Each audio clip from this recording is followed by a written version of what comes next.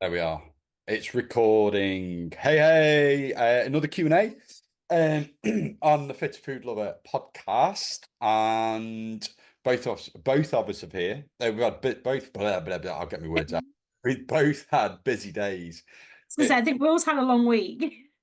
Geez, yeah, you're not kidding. Good week, really good week. Very long Wednesday. I did 11 straight hours on Wednesday, back to back Nice. sessions. Yesterday was a busy afternoon, and today I started at 6 and it is now 10 minutes, nearly 10 to 8.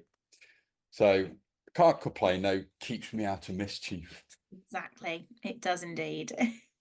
We've Got a had few good questions though. Yeah, I've got a few good questions. I think just before we go on, just a reminder, so that if because I'm gonna put this up on all the socials and stuff. But I did have a question today asking me about the Shape Up program and all the sorts of things that are involved in that. And I thought it'd just be worth a quick recap. Just saying that it starts on the 9th. It's an 8-week online coaching program where you get workouts. So 3 workouts per week, either in the gym or at home.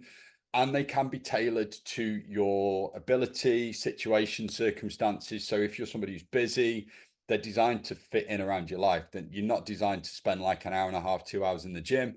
It's sort of in, out in 30 to 40 minutes, nice and quick. They're designed specifically to help you get strong. And if you've got no experience, absolutely fine. They're tailored for that sort of thing as well. You get your nutrition, personalized nutrition goals. So, whether it's whatever your goal, whether it's fat loss, health, the goals are your nutrition goals are tailored to that. You've got access to 200 and something recipes, original recipes, high protein, healthy, easy to cook. You don't require a million and one ingredients and things that you're going to buy once and never use again. You get access to over 500 workout snacks. That's what I'm calling them now. Workouts, Workout snacks. those Zoom workouts. So you get access to 500 and more than 500 workout snacks. So these are workouts that you can do at home with minimal equipment that take sort of 30, maximum of 30 minutes to do. That you can fit in and around your workouts if you want to do anything extra. You've got daily access to me and Alice. So if you have any questions, you can drop us a message through the dedicated app. You're part of a group, so you can post your progress up in the group in the app as well. And then you also get weekly check-ins, accountability check-ins, and a group check-in, which I am going to do on Thursday evenings at 8 o'clock every single week, where we'll do a live Zoom call and we'll look through your sheets. We can answer any questions and I'll record them. So even if you can't hop on them, then you will have access to the recording of that as well. Plus a load of other stuff. There's loads of education. We've just worked on our education hub, and we're We have.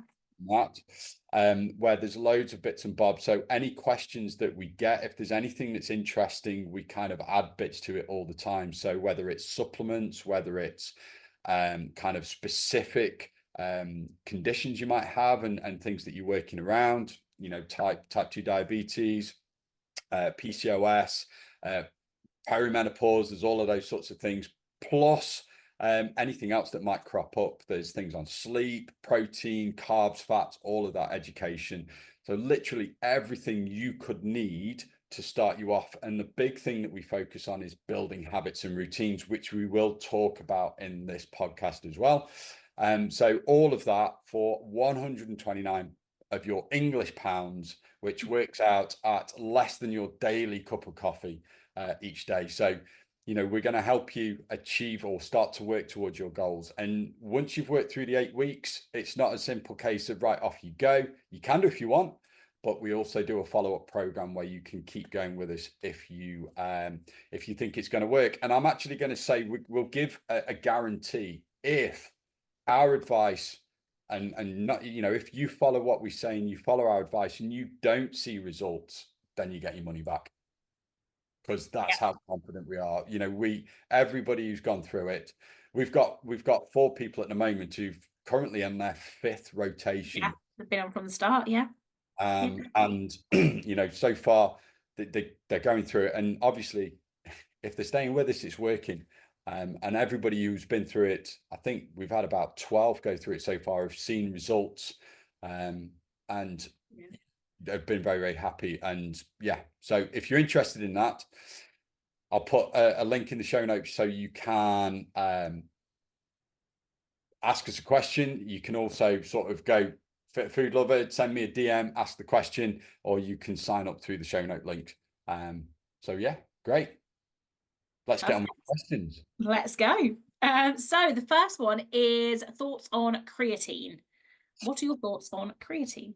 We've covered creatine before, briefly, but we might as well go through it because it's one of those supplements that I get asked about a lot, and it's something that I mention to a lot of people. So basically, creatine is a natural substance. It's something that you find in your muscles anyway, and it's part of the energy systems. It's kind of the quick access energy system, creatine phosphate, and you don't really need to, I'm not going to go through all the science about it, but effectively, if you supplement, you saturate your muscles, and it means that you have a little bit more energy. It can mean that you can lift a little bit heavier, you can go a little bit harder in your workouts, the recovery time's a little bit shorter.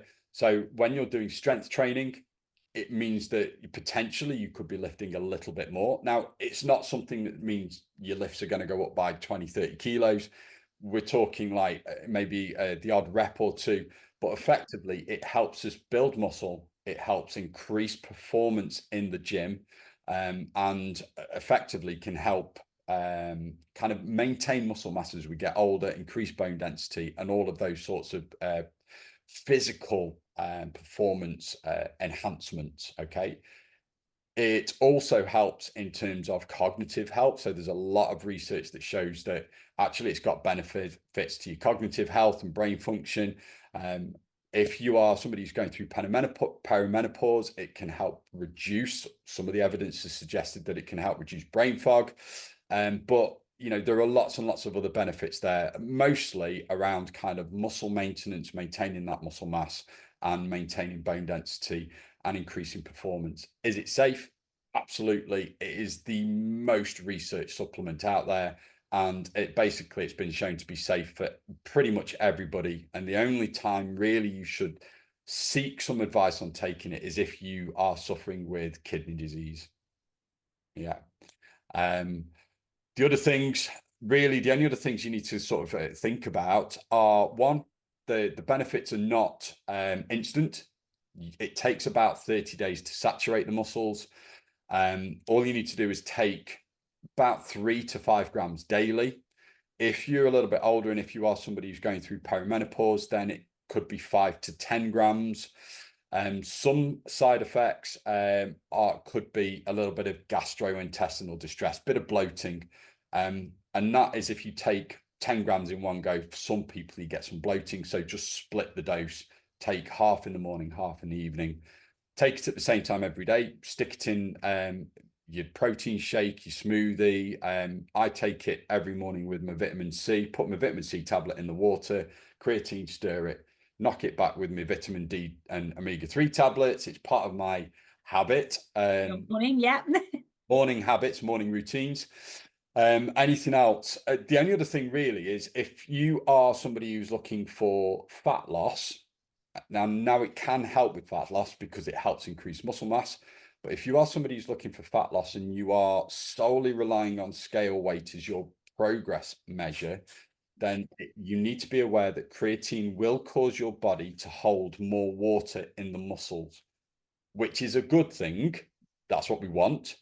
But it does mean that while you're saturating your muscles, so that first 30 days, you might notice that your scale weight might go up, it might plateau, or might not drop as quickly as you want to. So that's just something to be aware of. But after 30 days, that will stop and then you should see the scale drop. Have I missed anything there? Don't think so. I was just thinking as you were going through all the points that I would have made, but I think, yeah, you covered them all off. I think the one thing is, like I said, this question comes up a lot, and I think it's because creatine is quite a big thing at the moment. You see it mentioned everywhere, and I know that with supplements, some people can be a bit nervous about taking them, but it's like you said, it's the most well researched, and you can't necessarily overdo it because, like you say, once those muscles are saturated, they can't keep going. So it's not, you don't need to be worrying too much, like say 3 to 5 grams a day, keep up with that, and Yeah. you'll be fine. But it's worth just trying it, see if you feel the benefits. But like you say, there's so many of them, and even into, through the aging process, the cognitive benefits can be really beneficial. Like you say, with the amount of research we have on it, you recommend anyone to be taking it, really. And I would recommend pretty much everybody. I mean, anybody who's sort of 16 and above, you can take it younger, although the research hasn't necessarily been, it's been shown to be safe, but it's not one of those things that you absolutely need to take when you're younger. The only other things I would add is you'll see people talking about cycling it, whether or Loading. loading. Yeah, you can do. You could load by taking a high dose. So that could be 10 grams a day for a couple of weeks. That will kind of get you saturated quicker. But you get a risk of that kind of gastrointestinal distress. You could take 20 grams a day. I've seen people recommend 20 grams a day for a loading phase. But again, some people will get that GI distress. So I'd just recommend 5 grams a day and take it indefinitely. If you miss a day, doesn't matter. You're not going to suddenly lose the benefits. Just take it the next day. And the only other thing I would say is that take creatine monohydrate. Yes. There are lots and lots of other things out there, that you can get. So creatolite is another one at the moment where they mix creatine with electrolytes. It's just a gimmick. Just take creatine monohydrate. You can go and get it in loads of shops on Amazon. You're talking somewhere between 10 and 13 pounds, depending on when you buy it. The price fluctuates sometimes per 300 grams. 300 grams, you're looking at, what's that? That's 2 months worth of, so it's cheap. It's cheap. You can take tablets and capsules, but they're just more expensive. And you can take the gummies, again, they're more expensive. So I just sort of suggest the powder. It comes with a scoop, level scoop in, and it also allows you to kind of weigh it a little bit more. But I just take 5 grams a day, and go from there. I mean, you can optimize it. I think it's 0.03 grams per kilogram of body weight if you've been sort of picky. But Just it's one scoop. one scoop a day. You can't really overdose on it. If you take a high dose, the only side effect is that bloating. And if that happens, then you split the dose. Yeah, absolutely. Next one. Sorry, my questions are up here, which isn't as helpful. Should I be having a pre-workout? Short answer, you don't. It's not necessary. Yeah, it depends, I guess, is a good answer. I think that is probably the best answer. Yeah, it depends. They're not necessary. Pre-workouts, the way I would explain it to people is, if you imagine out of every 10 workouts, you might get 1 or 2 workouts that are amazing. You might get 1 or 2 workouts that are shocking. And then you get the rest of them, the sort of 6 to 8 in the middle could be, all right. Pre-workout is effectively, it's just something, it's a caffeine supplement with a few other bits and bobs in there. So you've got blood vessel dilators that can increase increase blood circulation to the muscles. And there are a couple of other things in there that sometimes it's got creatine in, sometimes it's got BCAAs as well. AAs in there. But effectively, it's a caffeine thing. It's high caffeine. You've got sometimes a few electrolytes in there. There's beta alanine, there's L-carnitine and stuff that kind of just help the blood flow to the muscles, and can sometimes help with kind of the muscle protein synthesis response. The caffeine is the main thing. It's there to kind of give you a little bit more of an energy boost and alertness. It can make those kind of 6 to 8 workouts a little bit better. So instead of having 2 awesome ones out of every 10, you might get 3 or 4. But it's not necessary. It's not going to make you lift any heavier. It just might give you a little bit more of a boost to do it. And effectively, you get the same benefits from having a coffee, a strong black coffee. The mistake most people make is that they put it in water and shake it up and sip it through the workout. You should take your pre-workout 30 to 45 minutes before you work out. It's a pre-workout. That's the point of it. So take it 30 to 45 minutes before, so it's kicked in, and then you get the benefits. There's no point starting drinking it as you're doing the workout, because you're on the last few exercises by the. Yeah. So yeah, but to be honest, I will have strong coffee. Occasionally, if I've forgotten my coffee, I will get one of those energy drinks, and people are going, "Oh, energy drinks, they're just caffeine." Yeah. Okay, that's the thing. Now, with that being said, obviously caffeine, you don't want to overdo it. 400 to 600 milligrams of caffeine per day is kind of your recommended amount. A Yeah. lot of these pre-workouts can have anywhere between 150 and 300 milligrams. So if you are somebody who drinks a lot of coffee or tea, then you probably don't need a pre-workout. Just have one of your coffees before you go to the gym. Yeah. And the thing with the pre-workouts again is they can be quite expensive because of the way that they're marketed, and they're just not necessary. Some people may like taking them, and if you get them and you feel like they do help improve your workouts, then there's absolutely nothing wrong with taking them. They're not essentially bad, but they can be really expensive and they're not necessary. Like say, if you're someone that enjoys coffee or like an energy drink just before you work out, fine, like stick with that, because you will essentially get the same effects just for a lot less money. But yeah, if you enjoy it, go for it, but it's not necessary. And there might be those days where you're really Well, tired, you don't want to go to the gym, and you want to get your workout in, and actually that's when sometimes, like I say, it's the caffeine. It just wakes you up a little bit, that boost, gets you through the workout, and you can feel really good, and it will give you that high that you managed to make it to the gym, get your lifts done, get that mental benefit as well on those days that you are struggling a bit more. But yeah, you the don't key have thing to. is, we're regular gym goers. We would say that we go, I do sort of 5, 6 days training a week, and you're going to what, 3 or 4 times a week now. And now at the moment we're probably looking at about 6 to 7. Well, where rest days have become a thing. I need to take my own advice. So do you take a pre-workout? No, I just have a coffee. I just have a coffee, especially if it's, for me, the one that really takes some effort to get up and out is my run. Going Yeah. on my weekly run is not the worst. I am starting to enjoy them, but that's the one where I'm like, oh God, I need to wake up. So I'll just have a coffee. I don't have pre-workouts. Um, because yeah, for me, I don't really see the benefit necessarily. It's just not something that's necessary. Yeah, coffee, and I'm good to go. There's been a few workouts where I have like say an energy drink or something if I've not had a coffee, but that's for me all it is. I've never bought a pre-workout and used that.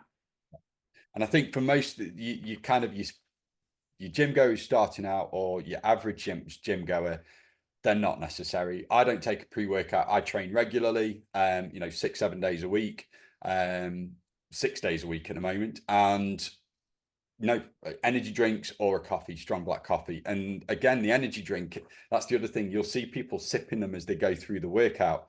If you want the benefit, you have the energy drink 30 minutes before you do the workout. I'm terrible because I will actually have the energy drink as I go through it, but I have had a coffee beforehand. Yeah, So yeah. I do have a quite a high tolerance and threshold for caffeine. Although having said that, I do try and stick to the 600 milligrams. I'm probably 600 to 800 milligrams per day.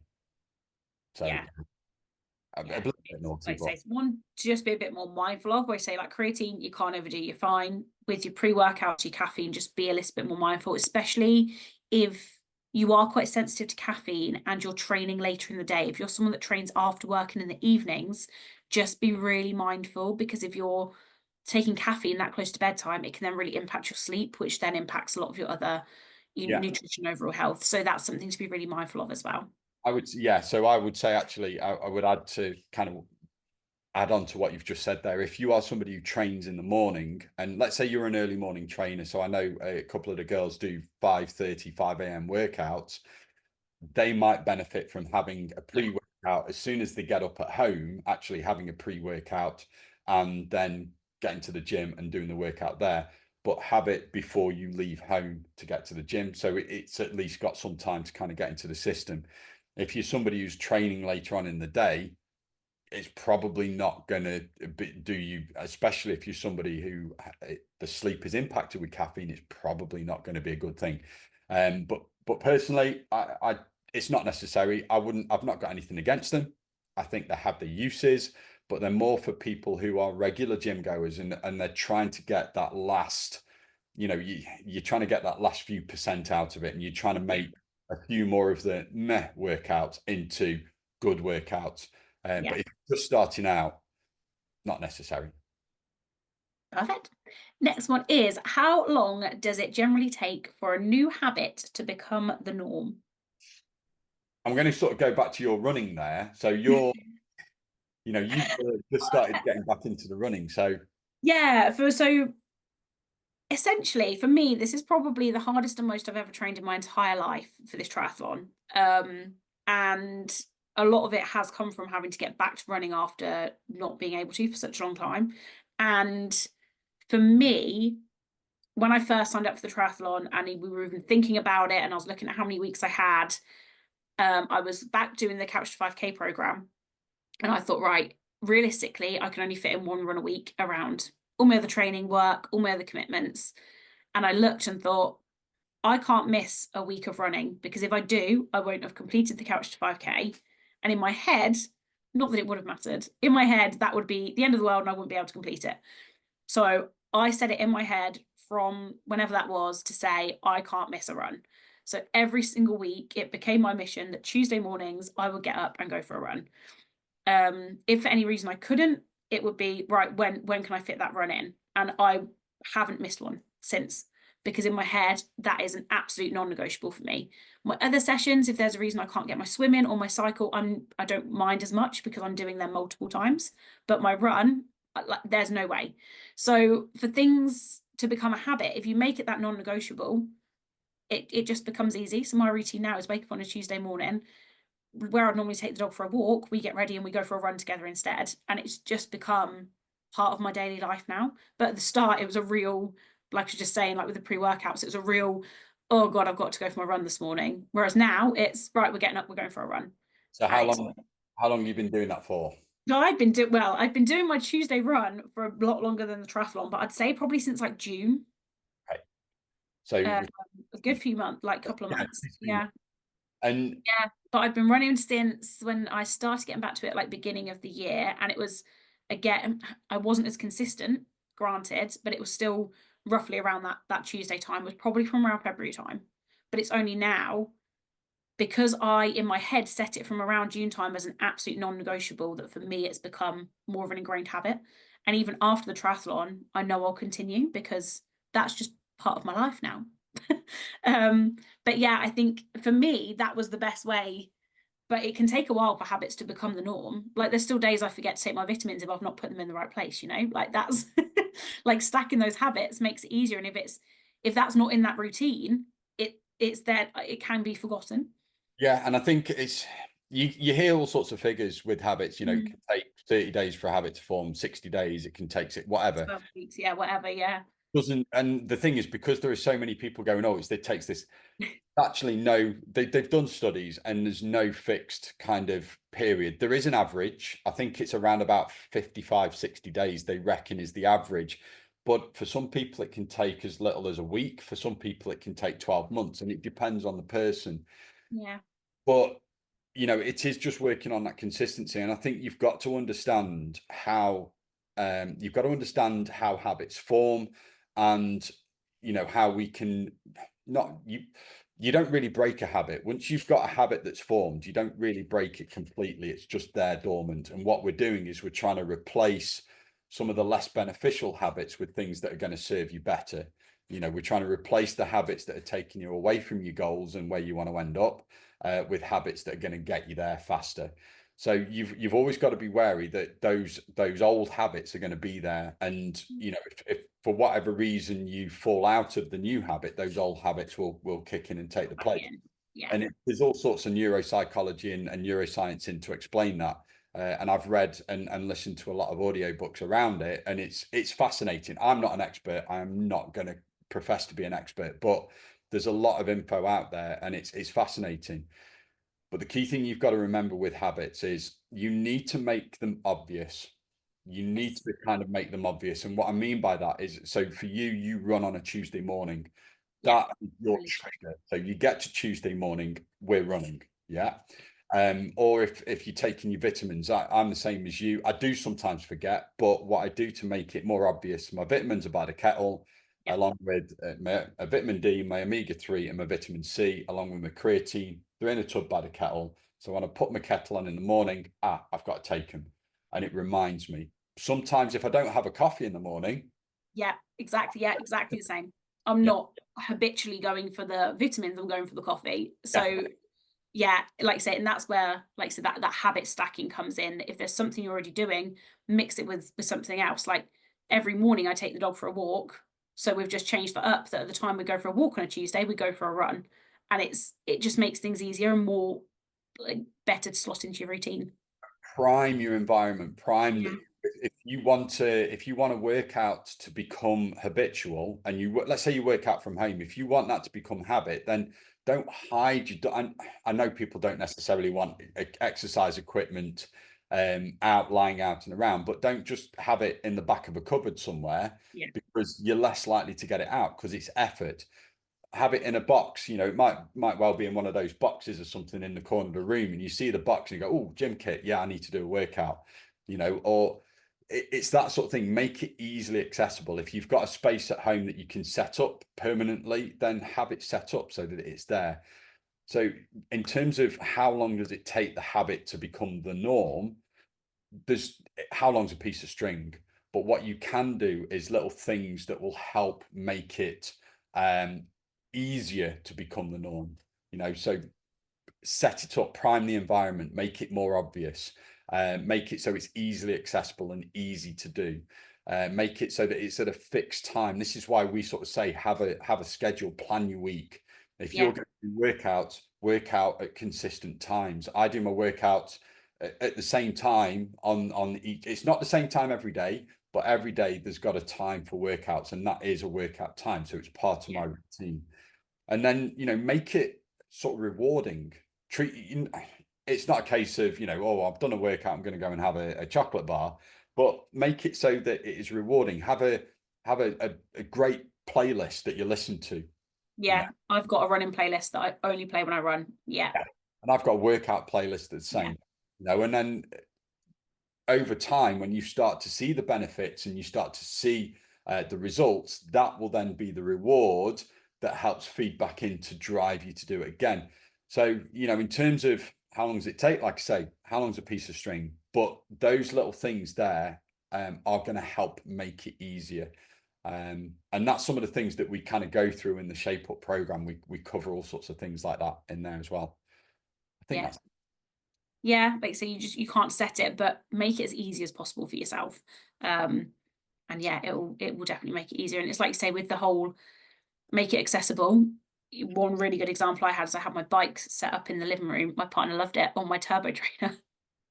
So then it was easy that if I was like, oh, I'm just sat, it's right in front of the telly. I can barely watch the telly because the turbo trainer's in the way. So it's like, oh, I'll sit on the bike and, watch an episode of whatever. And then that's a good half hour, 40-minute bike workout. Great. Then when we had a big clear up of the house and I went outside for a bike ride, the turbo's in the garage now and it's not set up. And I wanted to cycle the other night, but it was dark and I was like, I can't bother to get the turbo out now. can't see because I've got like Yeah. this fake, You I've can got a gym. turbo trainer set up there, and it's easy. It's just shift it out a foot, jump on the Yeah. bike. Um, Yeah, easy. And it it, is, it is, if you put barriers up, that voice in your head is going to be, oh, well, that'd be an effort. Oh, and then we've got to do this. The negativity can easily start to kick in if you've got barriers in your way. So, like I say, make it as easy as possible. Whatever that is that you're trying to build as a habit, make it as easy as possible for yourself. and then if there are habits that you want to stop doing, then you do the opposite. So you make it as hard as you can. So Yeah, if you're going every time you have a cup of tea, you have a biscuit. Don't put the biscuit tin next to the kettle, hide it. If yeah, you and then maybe put the fruit bowl next to it. So we're replacing it with something. If it is that you're reaching for a glass of wine every night, put it out of sight. Or don't buy it in and buy something yeah, else, place it. So it's the same. If you want to break a habit, do the opposite. Make yeah, it obvious, hide it, make it harder, make it less rewarding. These are the sorts of things that you kind of have to think about with the habits. But again, once you've got a habit formed, whether it's good or not so good, it's always going to be there. Yeah, And what we return to is ease. That's it. It's convenience. It's yeah, the easy stuff. So if you find something more easy to do, you're more likely to do it. Okay. So we need to make sure that we make those bad habits hard and we make the good habits easier. 100%.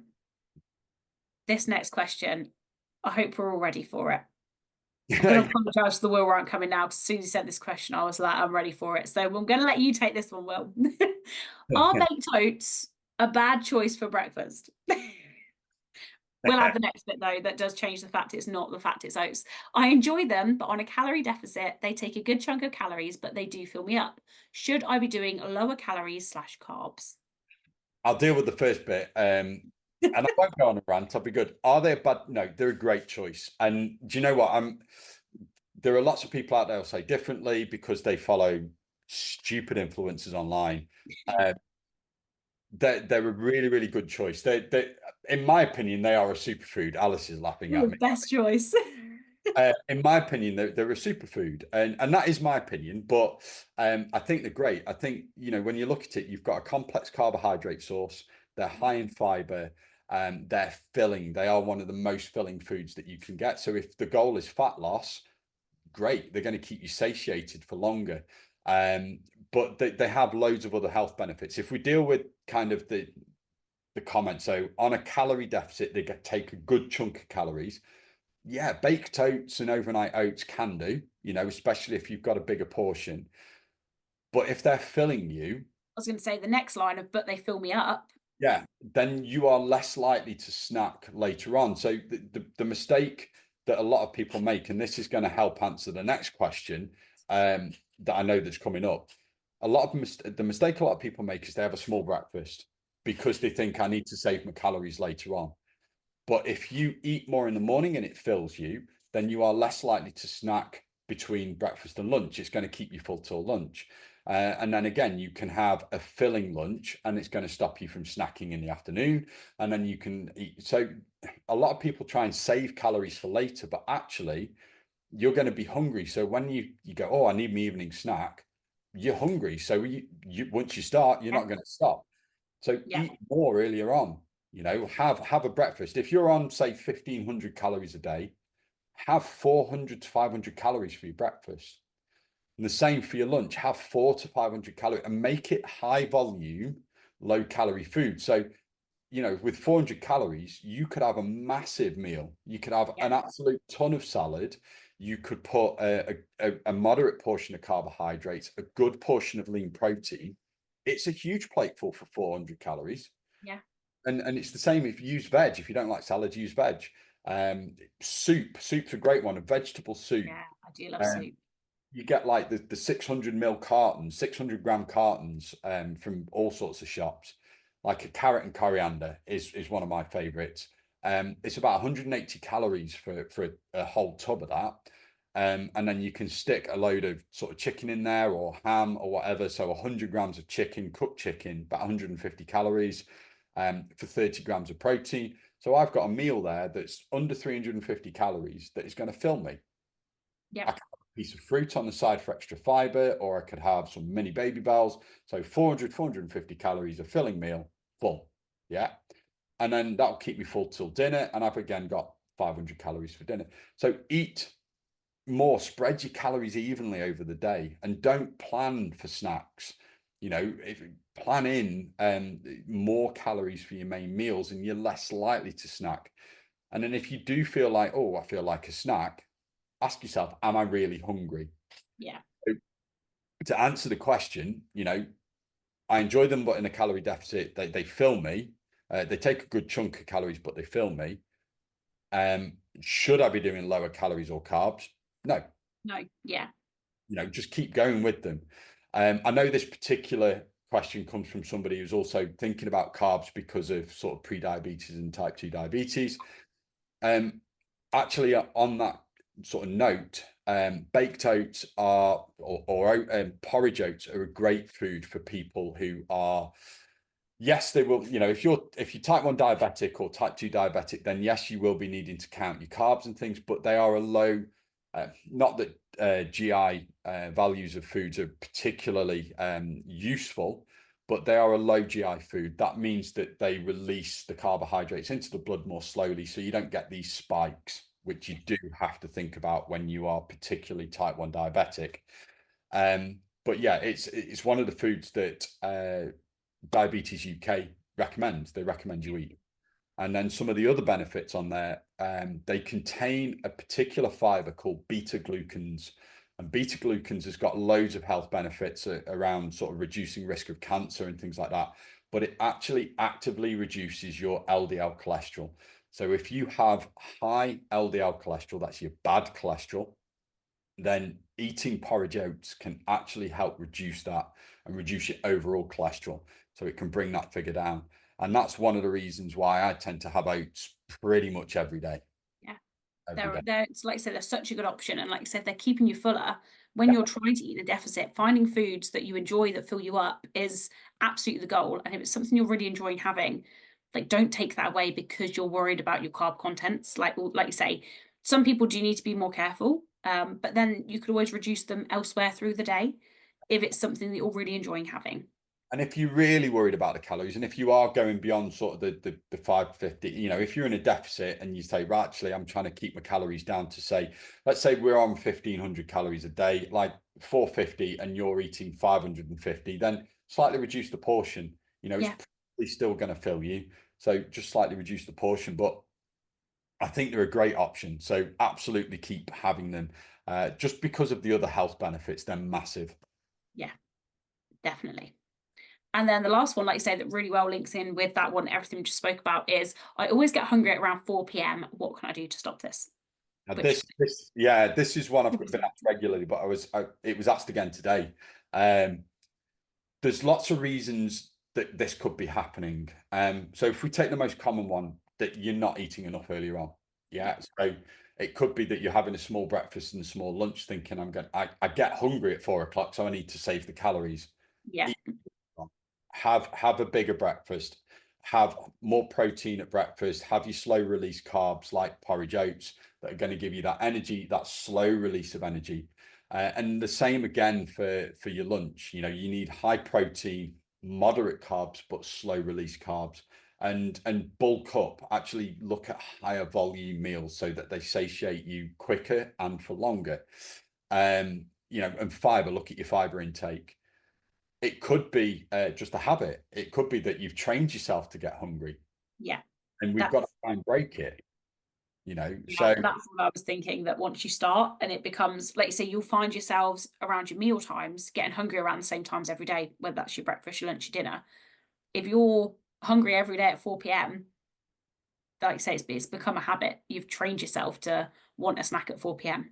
It and cannot be an option. one of the reasons for this, and I know this is the case for this person, but one of the reasons for this is that, and this is really common for parents, and particularly parents with school-age children, and they've gone to pick them up from school, or the kids have come in from school, and the kids are hungry. So you know, 4:30, kids are coming, I want a meal. And because you're making them something, a snack or some dinner, you start feeling hungry as well. And it's one of those things. So if that's the case, there are a few things you can do. Have the kids snacks and things pre-prepared so that, you know, if they come in and say I'm hungry, you can go, right, there you go, it's done. And they can help themselves, or you know, it's something that you can make no effort, so you're not making and cooking stuff, it's just there, it's done. Maybe you have your meal at that time, have a small meal at that time, you know, plan in to have the meal at that time in that case. And actually plan to have something proper, so protein and veg, as opposed to a chocolate bar or picking a packet of crisps and things like that, you know. So actually planning a proper meal. But again, it's kind of breaking that. You've got to think about, well, if I don't want a snack, you need to break that habit, and you need to kind of make it less appealing, make it less obvious. So it could be the case that the kids, if they're hungry, you know, they go and say, right, there's a fruit bowl in there, go and help yourself to some Yeah, fruit. You know, I'm not saying they can't have crisps and chocolate, but you know, if you want to work on them having healthy habits as well, yeah, then you know, you can do that sort of thing, and then make them wait until a bit later, because again, it's habit for them. You Yeah. know, it may well be they're hungry at 4 o'clock because their lunch isn't great or their breakfast isn't great, or Yeah. you know. And then there is one other thing that can cause that kind of crash, and it's sometimes that you've not eaten enough protein and you've had more carbohydrates at lunch. And you get that, especially if you've had simple carbohydrates that cause that insulin spike and then this crash, and we get the blood sugar crash, and our body is craving sort of energy at sort of 3-4 o'clock. So it could be that, slightly reduce your carbohydrate intake, look at complex carbs. So you start your carbs, so pastas, rice, particularly whole grain pastas, whole grain rice, whole grain bread, and potatoes. They're good as well, and high fiber foods, but have more protein with this moderate high fiber food. And then also try and try and add a little bit of healthy fat to your lunch.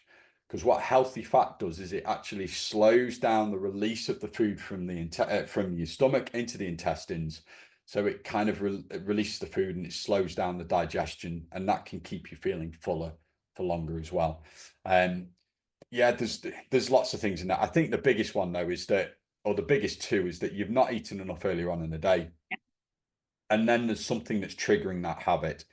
It's really common for people whose kids come home and they want a snack, and you think, oh, I'm going to snack as well. You're probably not really hungry in that case. It's just a habit. Yeah. So ask yourself the question, am I really hungry? Do I really need this? Yeah. Can I Uh, wait out for dinner? yeah. Yeah. See And, how I and feel in about 20 minutes. Yeah, Yeah. and so, if you go reaching for a packet of crisps or a chocolate bar or a biscuit or whatever, say, no, I'm going to have an apple.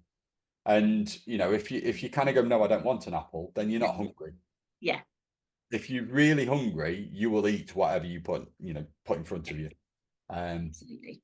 Yeah, it's really looking at the reasons why. You've got to try and find out why it is that you're hungry. Are you eating enough? Are you getting enough protein in at lunch? Are you having perhaps too many simple carbs? Is it the fact that the kids are there? Is it a habit, or is it an emotional need? Are you bored?